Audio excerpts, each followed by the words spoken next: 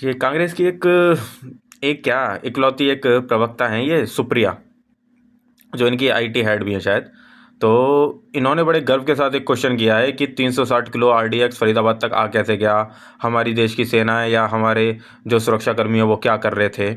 तो इनको कोई बताओ जाके कि ये जो चीज़ें बोल पा रही है ना खुल के आराम से, ये इसीलिए बोल पा रही हैं क्योंकि हमारे सुरक्षाकर्मी बहुत अच्छा काम कर रहे हैं, वरना इनकी औकात नहीं है ये कुछ बोल लें।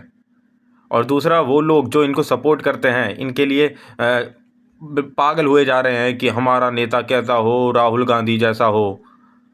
तो भाई देख लो, ये राहुल गांधी की पार्टी की ही हैं ये। और ज़्यादा कुछ नहीं, राहुल गांधी भी इस चीज़ को बोलेंगे थोड़े दिनों बाद कि उससे पहले भी ये क्वेश्चन कर चुके हैं ना, जब एयर स्ट्राइक हुई थी तब भी ये क्वेश्चन कर चुके हैं। उसके बाद पुलवामा हुआ तब भी इन्होंने यही चीज़ें बोली थी कि वहाँ तक आतंकवादी पहुँच कैसे गए।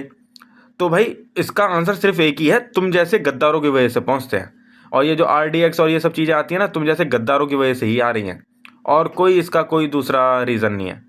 तुम ही जैसे लोग उनको पनाह देते हैं, तुम ही जैसे लोग बॉर्डर पार से इन चीज़ों को स्मगल करते हैं और यहाँ तक लेके आते हैं, और फिर इनकी वजह से जो हमारे देशवासी हैं उन्हें पीड़ा झेलनी पड़ती है, वो मरते हैं तुम जैसे लोगों की वजह से ही।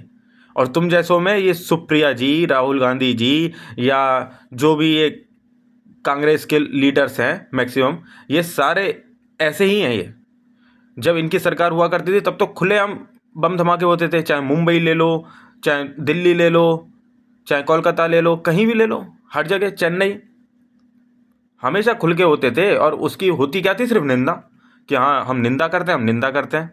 जब 26/11 हुआ था तब भी तो निंदा ही हुई थी, और पाकिस्तान को यहाँ पे बुला के उनको चाय पिलाई, बिरयानी खिलाई, सब काम किए, और उन्होंने क्या बोल दिया, नहीं जी हमारे यहाँ से तो कुछ आया ही नहीं था, ये तो आपका इंटरनल मैटर है इसलिए बम ब्लास्ट हुआ है। ठीक है, तो कांग्रेस से तुम तो रहने ही दो ना, तुमने कभी देश सही से चलाया है ना, तुमने कभी देश की फिक्र की है, तुमने सिर्फ अपनी जेबें भरी हैं और अपने लिए ही किया है जो भी किया है, देश के लिए कभी कुछ नहीं किया, और अभी भी नहीं कर रहे तुम।